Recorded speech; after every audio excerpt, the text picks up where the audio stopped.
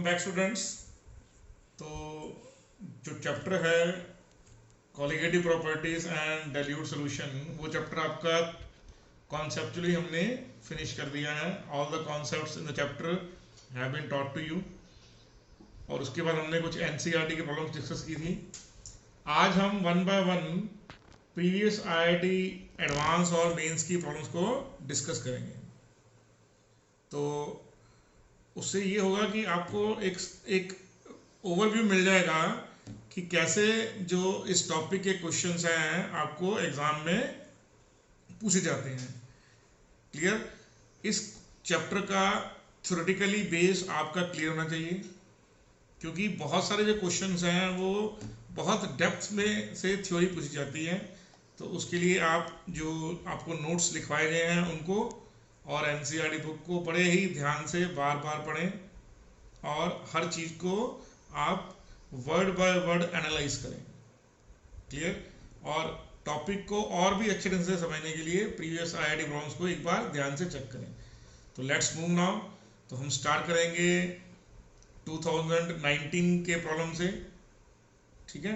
तो 2019 में जो प्रॉब्लम आई थी आईआईटी एडवांस में, उसको वहाँ से हम शुरुआत करेंगे और फिर पीछे की ओर चलेंगे। मतलब 19, फिर 18, फिर 17, फिर 16, ऐसे हम चलते जाएंगे और जितनी प्रॉब्लम्स इस क्लास में हम कवर कर पाएंगे, ठीक है, उतना ही अच्छा है।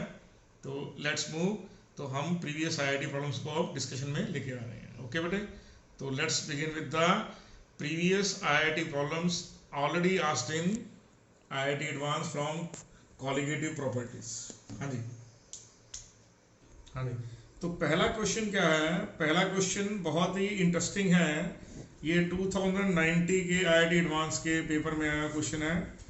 टोटल 2019 में दोनों पेपर मिलाकर 1 और 2 मिलाकर 2 क्वेश्चन पूछे गए थे। उसमें से पहला क्वेश्चन ये है। तो पहले क्वेश्चन में क्या आएगा? आपके पास लिखा हुआ है कि 0.5 ग्राम जो एक नॉन वोलेटाइल सॉल्यूट है उसको 39 ग्राम बेंजीन में डिसॉल्व करवाया गया है, और जो वेपर प्रेशर है after the dissolution of this solute वो 650 से 640 पर चले जाता है। तो बताइए उस केस में आपकी डेल्टा टीएफ की वैल्यू क्या है? और एक इम्पॉर्टेंट चीज जो वो है कि जो नॉन वोलेटाइल सॉल्यूट है ये एक नॉन इलेक्ट्रोलाइट है, means neither association happens nor dissociation happens. तो पहली बात क्या है? ये गिवन है कि जो सॉल्यूट है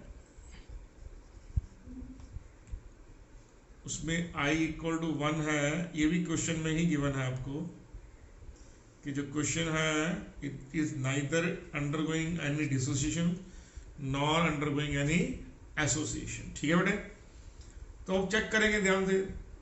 तो जो मैंने आपको सिखाया हुआ है उसी को आगे लेके चलेंगे कि जो P0A है माइनस PA/PA जो है वो है मोलालिटी इंटू MA/1000। ये फॉर्मूला सबको मालूम है? इसको आप नंबर 1 डाल दीजिए। सबको मालूम है ये फॉर्मूला कि रिलेटिव लोडिंग में ये फॉर्मूला चलेगा। उसके बाद क्या करेंगे आप? उसके बाद सबको मालूम है जो डेल्टा TF है उसमें फॉर्मूला क्या है? तो आंसर है KFM। तो आप क्या करेंगे, क्योंकि सॉल्यूशन सेम है तो आप मोलालिटी को डिस्प्लेस कर सकते हैं इस एक्सप्रेशन से, डेल्टा TF/KF। तो आप फैक्टर नंबर 3 को इक्वेशन नंबर 1 में पुट कर देंगे। तो जहां मोलालिटी है वहां पे क्या करेंगे? जहां मोलालिटी है वहां पर ये आप डेल्टा TF/KF पुट कर देंगे। तो आंसर क्या आएगा? P0A minus PA/PA is equal to, in place of molality क्या पुट करेंगे आप? Delta TF/KF molar mass of A/1000। अब कुछ नहीं करना आपको, जो वैल्यूज क्वेश्चन में गिवन है वो आपने पुट कर देनी है। ठीक है? ओके। तो इन प्लेस ऑफ P0A मैं वैल्यू लिखूंगा 650 in place of PA I will put 640 divided by 640 delta TF आपको कैलकुलेट करना है। KF की वैल्यू है 5.12, MA जो बेंजीन की वैल्यू है, बेंजीन C6H6 है, तो 78 आपके पास मोलर मास आ गया इसका बेंजीन का। जो 78 मोलर मास है, मैंने यहाँ लिखा नहीं है, लेकिन आपको ओरिजिनल क्वेश्चन जब आप पढ़ेंगे तो वहाँ लिखा हुआ है, बेंजीन का मोलर मास भी गिवन है क्वेश्चन में। क्लियर? जो बेंजीन का मोलर मास है और KF की वैल्यू है, ये ओरिजिनल क्वेश्चन में गिवन है, और ये सोल्यूट I = 1 भी गिवन है। Are you sure about that?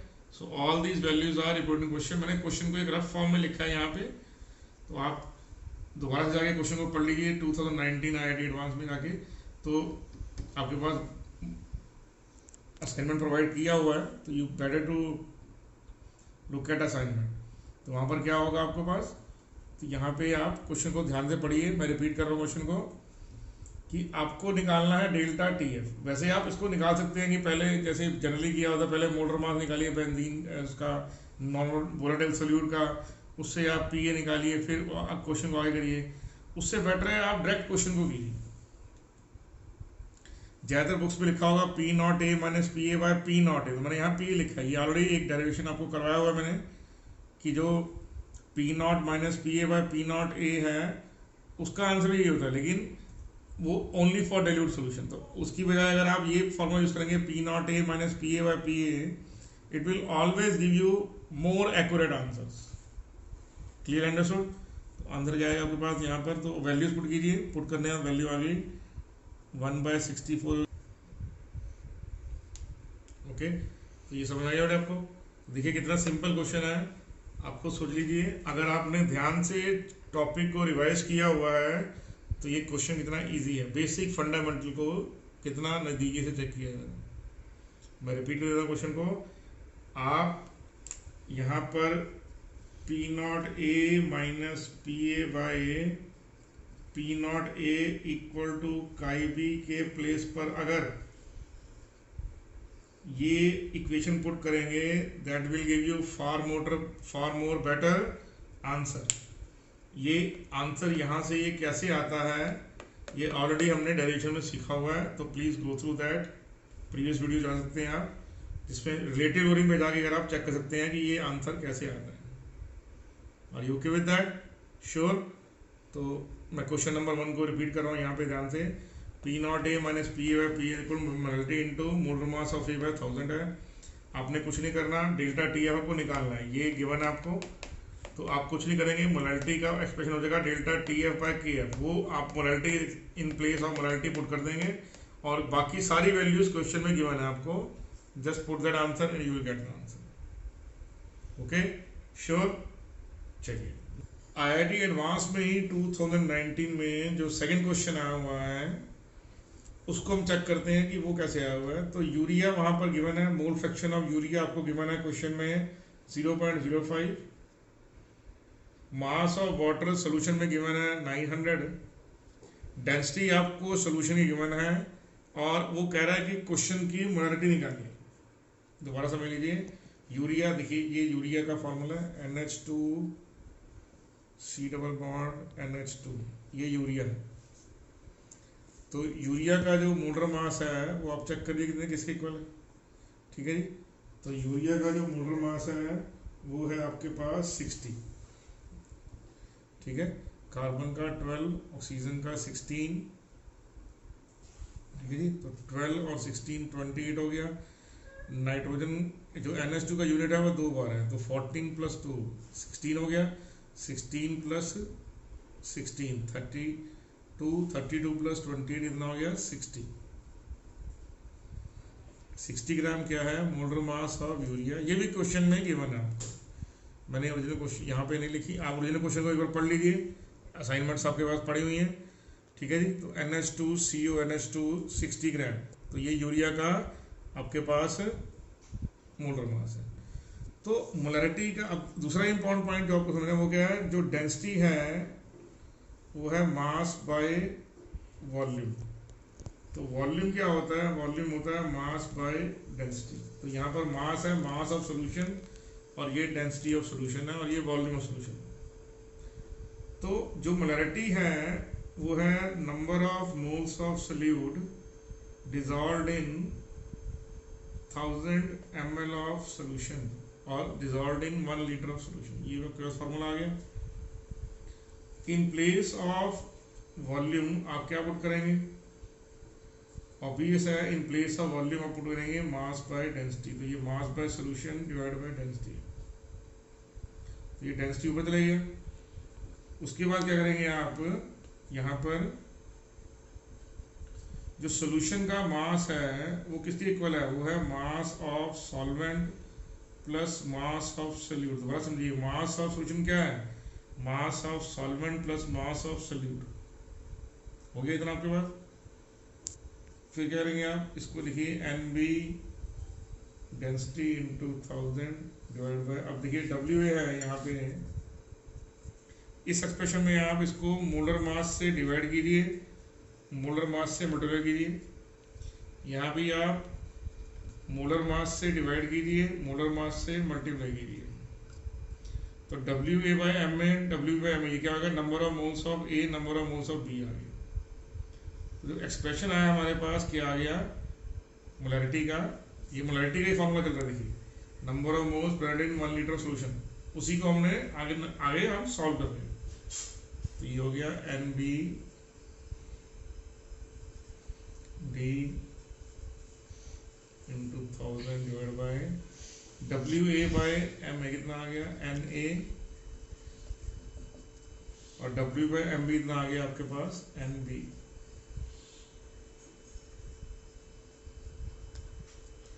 तो क्या करेंगे आप, इसको आप टोटल नंबर ऑफ मोल से डिवाइड करेंगे, dividing numerator and denominator by NA plus NB। तो क्या करेंगे आप, इसको NB को आप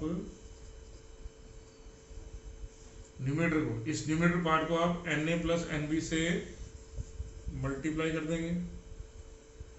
सेम टू सेम आप डिनोमिनेटर पार्ट में इसको डिवाइड करेंगे टोटल नंबर ऑफ मोल्स। आपने न्यूमिनेटर को डिनोमिनेटर को सेम फैक्टर से NA प्लस NB से क्या कर दिया, डिवाइड कर दिया।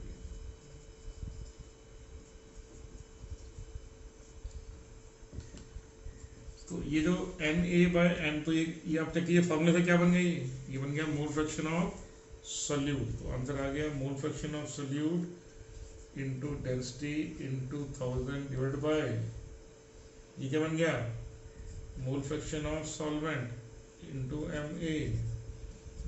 यहाँ तक कि क्या बन गया, ये mole fraction of solute.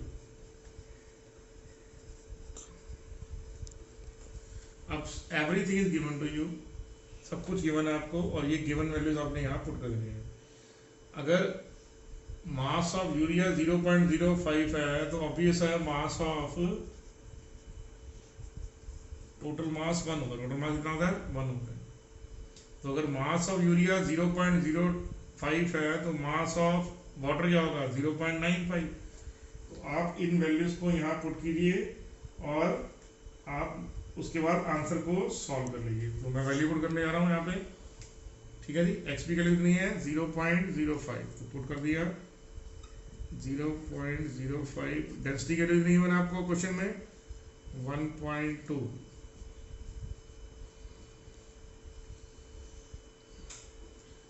Mole fraction of solvent कितना है, 0.95। मोलर मास ऑफ कितना है, इंटू 18 डिवाइड मोल फ्रैक्शन कितना है, 0.05। मोलर मास कितना है उसका, आंसर है 60। व्हेन यू सॉल्व इट, आप पूरा सॉल्व कर लेंगे इसको।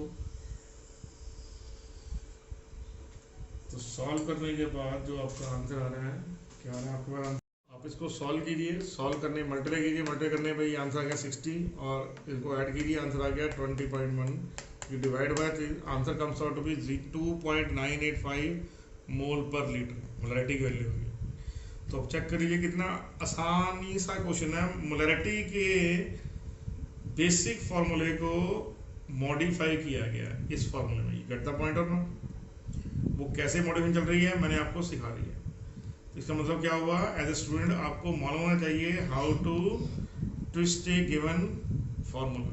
जो आपको फार्मूला गिवन है उसी को आपने हमेशा, जो डेफिनेशन का फार्मूला होता है वो हमेशा याद रखिए, और जो दूसरी चीजें उसमें आ सकती हैं गिवन क्वेश्चन के अकॉर्डिंगली वो पुट कर दीजिए, you will get the answer. Sure, easily understood.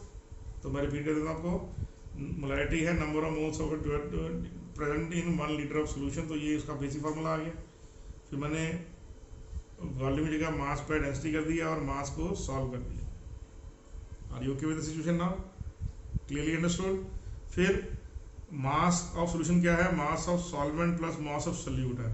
फिर मैंने इसको सेम एम में से मल्टीप्लाई किया, एम में से डिवाइड, ऐसे ही इसको मोलर मास ऑफ बी से मल्टीप्लाई डिवाइड, तो सेम टर्म से मल्टीप्लाई डिवाइड किया, तो ये जो टर्म है ये आ गई number of moles of A, ये आ गई number of moles of B. And after that you take numerator and denominator and divided by a common factor N A plus N B. दोनों को आप N A plus N B से throughout divide कर दिया numerator denominator को, you will get the answer. ठीक है बेटे, are you sure? Simple. Next question है वो एक ग्राफिकल ऑब्जर्वेशन पर क्वेश्चन है। तो ग्राफिकल ऑब्जर्वेशन कैसे दे रखी है, वेपर प्रेशर, ये देखिए जहां मेरा पेन है उसकी तरफ देखिए, जहां वेपर प्रेशर है ये वेपर प्रेशर का वाई एक्सिस है और टेम्परेचर यहाँ पर एक्स एक्सिस पे। जो ग्राफ नंबर 1 और 2 है ये सॉल्वेंट एक्स के लिए है। तो जो ग्राफ नंबर 1 है वो प्योर सॉल्वेंट एक्स का है। आप चेक कर दीजिए, जब प्योर सॉल्वेंट का वेपर प्रेशर 1 एटमॉस्फेरिक हो रहा है तो नंबर 1 पे जो बॉइलिंग पॉइंट आ रहा है उसका 360 आ रहा है, 360 केल्विन क्या है यहाँ पे boiling point of pure solvent. आप ग्राफ चेक कीजिए ध्यान से, ग्राफ को देखिए 360 क्या है boiling point of pure solvent. उसके बाद ये जो 2 नंबर की लाइन ग्राफ की लाइन है ये क्या है, ये है NaCl in solvent X। Solvent X में NaCl को डिसॉल्व किया गया है, तो वो NaCl का नेचर नॉन वोलेटाइल है, तो क्या होगा यहाँ पे जो 0.2 है वो क्या आ रहा है boiling point of NaCl solution आ रहा है इन सॉल्वेंट X, कितना आ रहा है 362। तो आप बोल सकते हैं एलिवेशन इन बॉइलिंग पॉइंट यहाँ पर 2 डिग्री होगा, 362 माइनस 360। क्लियर? सॉल्वेंट नंबर 3, ये जो ग्राफ नंबर 3 है ये क्या है, ये सॉल्वेंट प्योर सॉल्वेंट वाई का ग्राफ है। तो 367 केल्विन क्या है सॉल्वेंट वाई जो प्योर है उसका बॉइलिंग पॉइंट, उसमें आपने NaCl डिसॉल्व करा दिया। तो वो जो है जो ग्राफ नंबर 4 है वो सॉल्वेंट वाई में NaCl के सोल्यूशन का ग्राफ है, उसका बॉइलिंग पॉइंट कितना आ रहा है 368। तो ये जो लाइन का डिफरेंस है ये क्या हो गया आपका elevation boiling point of NaCl in solvent Y. मैं दोबारा बोल रहा हूँ, ये जो है difference in boiling point of NaCl solution in solvent Y है, और ये जो है difference of solution and solvent in solvent X है। अब क्वेश्चन में क्या गिवन है उसको आगे चलते हैं। तो क्वेश्चन में नेक्स्ट गिवन है, ये 2018 के IIT एडवांस में आया हुआ क्वेश्चन है। ठीक है बेटे, तो अगर आप चेक करेंगे नेक्स्ट तो क्या होगा, क्वेश्चन के अंदर एक और चीज गिवन है कि जो NaCl है उसमें डिग्री ऑफ डिसोसिएशन 1 है, सॉल्वेंट X के लिए भी सॉल्वेंट Y के लिए भी। इसका मतलब क्या हो गया 1 2 फैक्टर दोनों में 2 आएगा इन बोथ केसेस। दूसरी जो क्वेश्चन में गिवन इंफॉर्मेशन है वो ये है मोलैलिटी सेम है, जो मोलैलिटी NaCl की सोल्यूशन 2 में है वही सोल्यूशन 4 में है, ये भी क्वेश्चन में गिवन है। ये इन्फॉर्मेशन जो आपको सामने दे रखी है ये सारी गिवन इन्फॉर्मेशन है आपके क्वेश्चन के अंदर। क्वेश्चन थोड़ा लेंथी है, इसमें कोई प्रॉब्लम वाली बात नहीं है। फिर तो ये यहाँ पर दे रखा है, ठीक है। क्वेश्चन आपके माइंड में क्लियर हुआ? मैं दोबारा बोल देता हूँ, जो लाइन 1 है वो प्योर सॉल्वेंट 1 की लाइन है, जो लाइन 2 है वो NaCl इन सॉल्वेंट X की लाइन है, जो लाइन 3 है वो प्योर सॉल्वेंट Y की है, जो लाइन 4 है वो NaCl इन सॉल्वेंट Y में। फिर क्या गिवन है, दोनों सॉल्वेंट में NaCl की डिग्री ऑफ डिसोसिएशन 1 है। फिर सेकेंड इन्फॉर्मेशन क्या है, NaCl दोनों में इक्वल मोलैलिटी शो करती है। तो ये ऑब्जर्वेशन नंबर 1 आ गई। जो सेकेंड ऑब्जर्वेशन है CDE, वो क्या है कि अब x और y के अंदर आपने एक नया सॉल्यूट डाल दिया जिसका नाम है S। वहां पर आपने एक नया सॉल्यूट डाल दिया S। वो सॉल्यूट क्या करता है, NaCl दोनों में डिसोसिएट होता है, लेकिन जो सॉल्यूट S है दोनों में डाइमरेज होता है। मतलब जो NaCl है वो डिसोसिएशन शो करता है, लेकिन जो सॉल्यूट S है वो एसोसिएशन शो करता है। अगर Y के अंदर उसकी डिग्री ऑफ एसोसिएशन 0.7 है, 70% है, तो बताइए X सॉल्वेंट में सॉल्यूट S की एसोसिएशन क्या होगी, जबकि इंफॉर्मेशन क्या गिवन है, इंफॉर्मेशन गिवन है क्वेश्चन में कि जो एलिवेशन इन बॉइलिंग पॉइंट है X में वो 3 टाइम्स मोर है देन Y में। क्लियर आपको ये अंडरस्टूड? तो ये इंफॉर्मेशन जो CDE A से लेके E तक की जो इंफॉर्मेशन है ये क्वेश्चन का पार्ट है, इसको आप ध्यान से ऑब्जर्वेशन में लेके आइए। अब हम इस सोल्यूशन को लेके चलेंगे। ग्राफ को आप ध्यान से देखते रहिए। तो मैं ग्राफ आपके सामने रख रहा हूँ, देखिए ग्राफ को देखते रहिए आप साथ साथ। पॉज करते देखिए ध्यान से, ठीक है। तो ये देखिए ये डेल्टा टीवी की जो वैल्यू है यहाँ पे 2 डिग्री आ रही है, 2 केल्विन आ रही है, 362। तो यहाँ पे देखिए क्या होगा, फॉर NaCl सोल्यूशन क्या आ रहा है, देखिए ध्यान से आप, डेल्टा टीबी एक्स है 2 केल्विन है, और जो डेल्टा टीबी वाई है वो 1 kelvin. Are you okay with that? अब डेल्टा टीबी एक्स की वैल्यू क्या है, तो ये आ जाएगा delta TB X by delta TB Y is equal to 2/1। आपने डिवाइड कर दिया दोनों को। जहाँ पे डेल्टा टीबी एक्स है वहाँ पे क्या आ जाएगा, I into K B into molality of NaCl in solvent X divided by I into Kb molality of NaCl Y is equal to 2/1। तो ये इक्विमोलल है इसलिए कैंसिल आउट हो जाएंगे। I की वैल्यू भी सेम है क्योंकि दोनों में I की वैल्यू 2 है। ये क्वेश्चन में गिवन ऑलरेडी, तो ये I से ही कट गया और Kb of X by Kb of Y solvent, उसका रेशियो 2:1 में आ गया आपके पास। अब इस इंफॉर्मेशन का यूज करेंगे हम सॉल्यूट एक्स के लिए। तो सॉल्यूट एस क्या कर रहा है, सॉल्यूट एस एक्स और वाई दोनों में डायमरेज हो रहा है।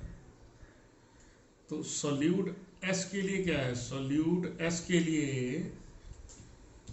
ये क्वेश्चन में गिवन है, आप चेक कीजिए, गिवन है क्वेश्चन में कि delta TV X equal to 3 times delta TV Y. This is given in the question. रखा तो डेल्टा टीवी एक्स हो जाएगा I into K B X into molality in X 3 times I K B Y molality Y. अब दोनों की molality same है, question given है, equimolal है क्या बेटे, तो क्योंकि इक्विमोलल है तो ये कट जाएगा आपस में। तो जो I है उसकी वैल्यू एसोसिएशन में क्या होती है, क्योंकि डाइमराइज हो रहा है तो आंसर आ जाएगा 1 - β/2।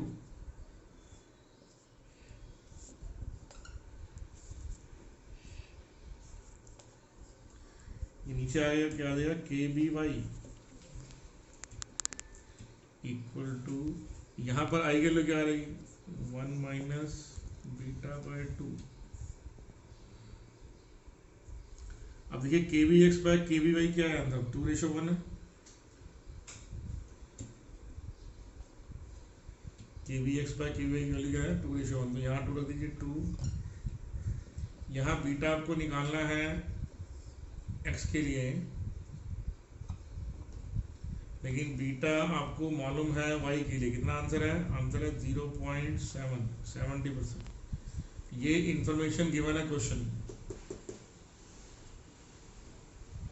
सॉल्व करने पे। आप देख लीजिए कैलकुलेशन, देख लीजिए इसको ध्यान से। अब पूरे के पूरे क्वेश्चन को दोबारा ध्यान देखिए क्या क्या गिवन है। देखिए NaCl में गिवन है आपको, आप ग्राफिकल चेक करें, ग्राफ को चेक करेंगे, दोनों का डिफरेंस चेक कीजिए, 1 आ रहा 1 लीजिए। तो delta TB x by delta TB y को, क्योंकि ये दोनों में वैन टू वेक्टर सेम है, ये क्वेश्चन में गिवन इन्फॉर्मेशन है कि वैन टू वेक्टर दोनों में सेम है। सॉल्वेंट NaCl का सॉल्वेंट x और y में वैन टू वेक्टर सेम है, ये क्वेश्चन में गिवन 2018 IIT एडवांस, ठीक है नहीं, दोनों इक्विमोलर हैं, ये भी क्वेश्चन गिवन है। तो ये सारी इनमें गिवन है, तो वही रख दिया हमने। जो Kb की जो रेशियो की वैल्यू आ गई इनकी सॉल्वेंट x और y की, वो 2:1 में। फिर इंफॉर्मेशन क्वेश्चन में गिवन है वो लिख दी हमने।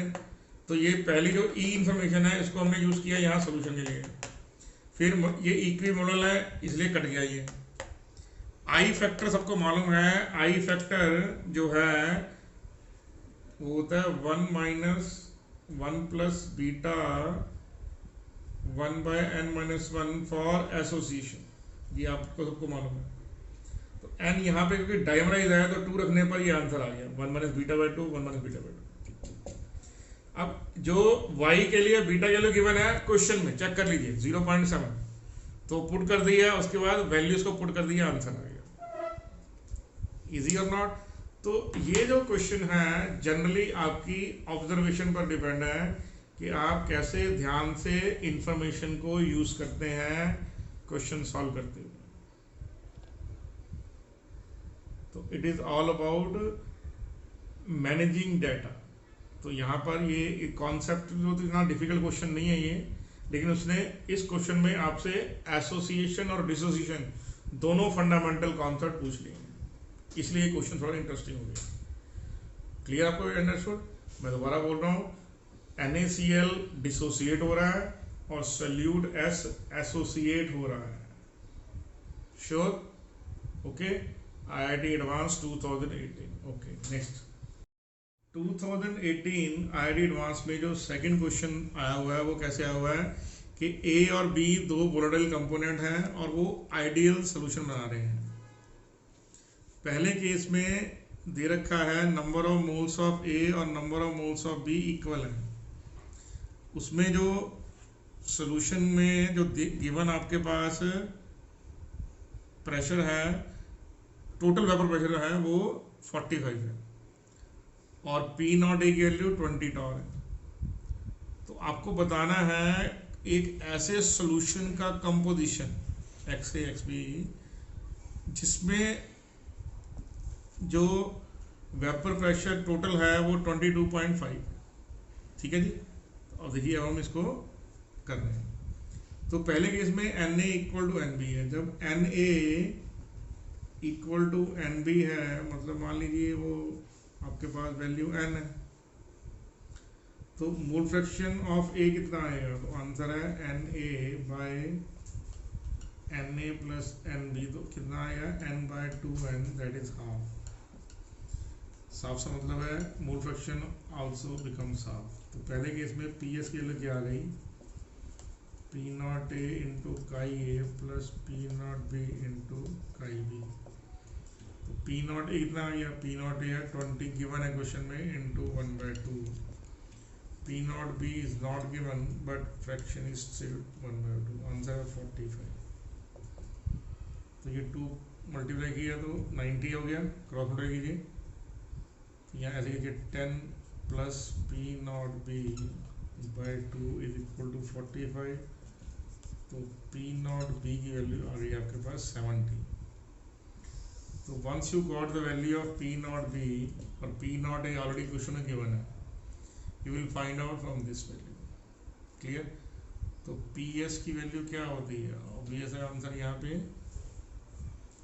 तो ये P0A × chi A + P0B × chi B। PS है 22.5, what is P0A? P0A is 20, what is P0B? That is 70। तो अब आप उसको सॉल्व करेंगे। हाँ, तो आपके पास वैल्यू आई नहीं आई, तो I think that question is too easy to crack. ये क्वेश्चन बहुत इजी था, आप चेक कर लीजिए, और आपने इजीली क्रैक कर लिया इसको। तो ये 2018 का क्वेश्चन श्योर कर लेते हैं। नंबर ऑफ मोल्स आपको गिवन है, इक्वल है, तो मोल फ्रैक्शन भी इक्वल आ गया, और आपने पी एस की इंफॉर्मेशन से पी नॉट बी निकाल लिया, क्योंकि P not a already question में गिवन है। तो फिर उसने जो पूछा है क्वेश्चन, वो पूछा है काई ए रेशो काई बी क्या है, जबकि पी एस की वैल्यू 22.5 है। आपने कुछ नहीं किया, पी नॉट ए आपको मालूम है, पी नॉट बी आपने कैलकुलेट कर लिया है, और उसके बाद पी एस आपको गिवन है। You will find out first X A then X P and then find its ratio. Sure, easily understood, ठीक है जी। तो ये हमने 19 और 18 के क्वेश्चन कर लिए। Sure about that.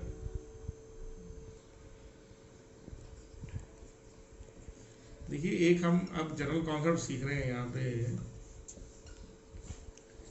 देखिए, अभी आपने खैर कोऑर्डिनेट केमिस्ट्री पढ़ा तो नहीं है, लेकिन ऐसे जो क्वेश्चन हैं बहुत ज़्यादा पॉपुलर हैं आपके कॉलीगेटिव प्रॉपर्टीज में।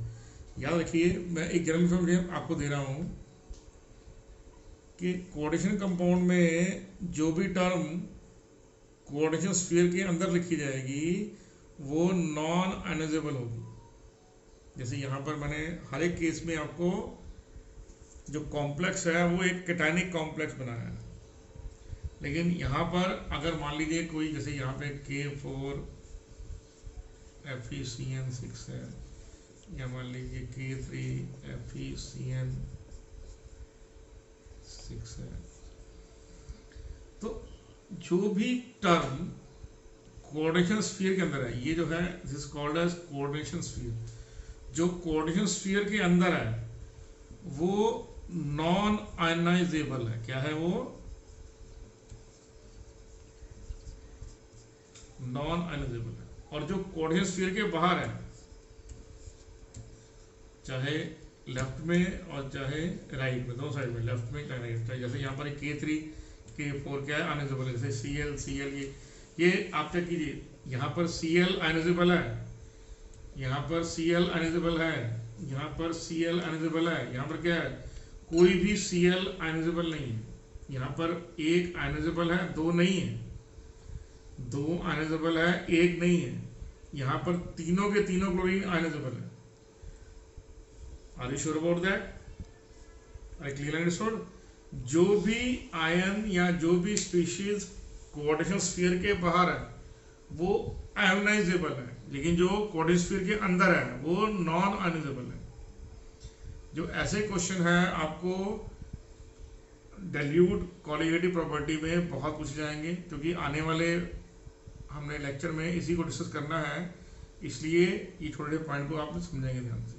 जैसे मान लीजिए इसको आप डिजोल्व करेंगे पानी में, तो 4 आयन पोटेशियम के बनेंगे, एक कॉम्प्लेक्स का अनायन बनेगा, तो टोटल आयन बनेंगे 5। क्लियर? लेकिन यहाँ पर क्या होगा? 3 पोटेशियम के कैटायन बनेंगे और एक कॉम्प्लेक्स का आयन बनेगा।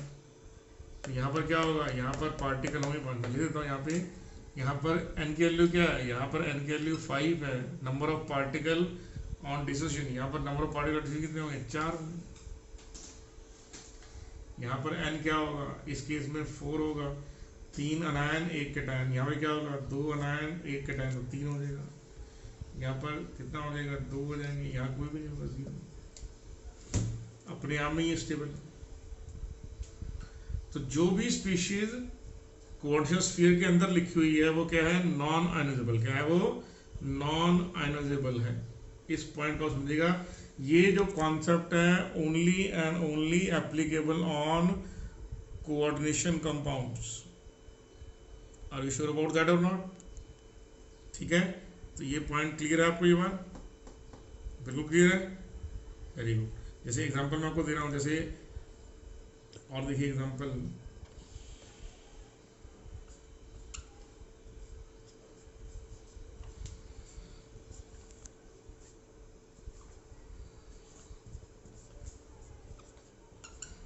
देखिए इस कंपाउंड के अंदर ब्रोमीन ब्रैकेट के बाहर है, लेकिन दोनों क्लोरीन कॉम्प्लेक्स जो है वो कोऑर्डिनेशन स्फीयर के अंदर है, ब्रैकेट के अंदर है।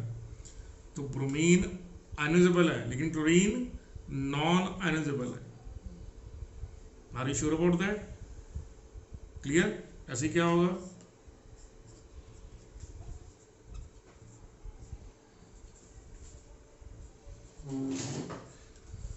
अब क्या होगा, ये देखिए, ये क्लोरीन का जो एटम है ये तो आयनाइजेबल है लेकिन ये ब्रोमीन नॉन आयनाइजेबल है। तो जो भी आयन या जो भी स्पीशीज ब्रैकेट के बाहर है, कोऑर्डिनेशन स्फीयर से बाहर है, जो मेटल के साथ बॉन्डिंग में नहीं है, ये ब्रोमीन मेटल के साथ बॉन्डिंग में नहीं है, तो वो सिर्फ काउंटर आयन है, उसको पूरा बैलेंसिंग के लिए रखा गया उसको वहाँ पर। तो जो काउंटर आयन होंगे वो अनस्टेबल होंगे, लेकिन जो बॉन्डिंग में है, जो मेटल के साथ बॉन्डिंग में है, वो क्या है, वो नॉन अनस्टेबल है। क्या बेटे, वो नॉन अनस्टेबल है। ये पॉइंट आप अपने माइंड में क्लियर रखिएगा। ऐसे बहुत सारे क्वेश्चन आपको एग्जाम्पल में आएंगे, ठीक है? Are you sure? अब हम इसका एक एग्जाम्पल ले रहे हैं। फेरोसाइनाइड, अगर इसको आप वाटर में डिजोल्व करते हैं तो क्या होगा? 4 मोल्स ऑफ केटायन और 1 मोल्स ऑफ स्पीशीज आपके पास यहाँ पर आएगी, मिलेगी आपको। तो टोटल आयन कितने हो गए? 4 + 1 कितना हो गया टोटल? 5 आयंस। कोई आपसे पूछे how many i's are there, तो क्या कितना आंसर आ गया आपके पास? तो आप बोलेंगे 4 alpha. Are you okay with that? Are you sure? Same to same मान लीजिए हमारे पास है यहाँ पे क्रोमियम,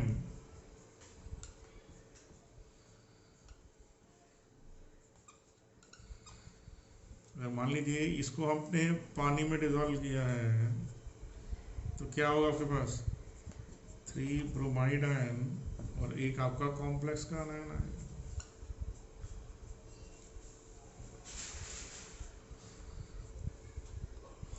तो इस केस में n के लिए आएगी 4, 3 anion 1 cation. Are you sure about that? इस पॉइंट को लेके आपके पास I के लिए क्या आएगी? I के लिए आएगी 1 + n - 1 alpha. What is the value of n here? 4 - 1 alpha. These are simple thing you have to take into your mind. तो ये कॉम्प्लेक्स केमिस्ट्री के जो दूसरा क्वेश्चन है, ठीक है? ये जो क्वेश्चन है अब हम नेक्स्ट वीडियो में आपके साथ डिस्कशन करेंगे। Are you sure? Okay. Next question जो हम कर रहे हैं वो कर रहे हैं 2016 IIT एडवांस में आया क्वेश्चन है। क्वेश्चन कुछ इस तरह का है कि आपको गिवन है मोल फ्रैक्शन ऑफ B = 0.1 है, मोडालिटी इक्वल टू मोडालिटी की है और डेंसिटी इक्वल टू 2 ग्राम पर सेंटीमीटर क्यूब है। आपको बताना है मोलर मास जो है B/1 जो है, B मीन सॉल्यूट, A मतलब सॉल्वेंट, कि molar mass of solute divide by molar mass of solvent का रेशो क्या है।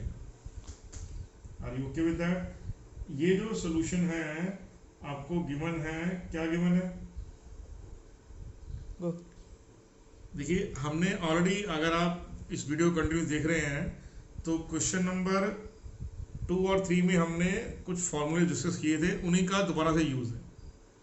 तो आप चेक करेंगे जो 16 है और जो 18 है उसके क्वेश्चंस में थोड़ा सा सिमिलरिटी मिल जाएगी आपको। तो सिमिलरिटी क्या है? वो सिमिलरिटी ये है कि आप पहले मोलालिटी का फॉर्मूला लिखिए। मोलालिटी का फॉर्मूला क्या होता है? मोलालिटी का फॉर्मूला होता है mole fraction of B by mole fraction of A 1000 by MA। ये फॉर्मूला है, ऑलरेडी आपसे यहाँ डिस्कस कर रखा है, पुराने वीडियोस में जाके आप देख सकते हैं इसको। तो मोल फ्रैक्शन ऑफ B अगर 0.1 है तो ऑब्वियस है मोल फ्रैक्शन ऑफ A 0.9 होगा। क्यों? क्योंकि दोनों का सम मिलाकर 1 होता है। यस और नो?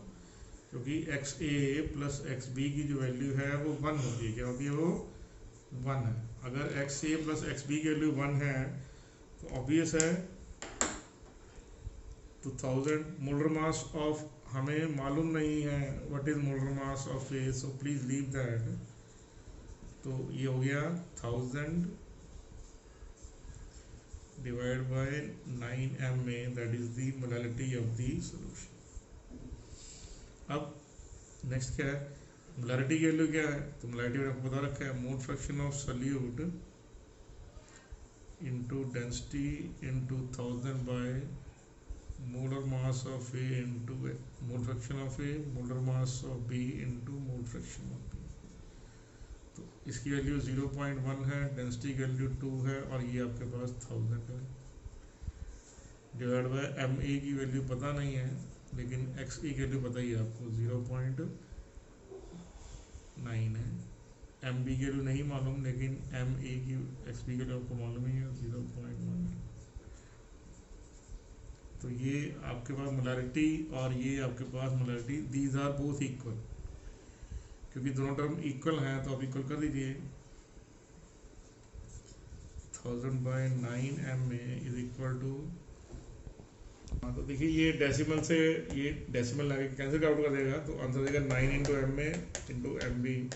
1000 से 1000 कैंसिल आउट हो गया, ये क्रॉस मल्टीप्लाई कीजिए, उसके बाद 9 उधर जाके माइनस हो गया, तो 18 माइनस 9 9, तो MB बाय MA का रेशो क्या आ गया, 9:1, दैट इज 2016 IIT एडवांस। तो आप चेक कर लीजिए कितने इजी क्वेश्चन हैं, इजी देन द इजियर।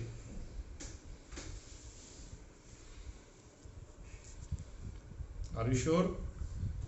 ये जितने भी फॉर्मूलेज हैं सबका डेरिवेशन हमारे प्रीवियस लेक्चर्स में आपको मिल जाएगा। ये फार्मूला कहाँ से आया, ये फार्मूला कहाँ से आया, already these all formulas are being discussed by me in the previous lectures. ठीक है जी, आर यू श्योर?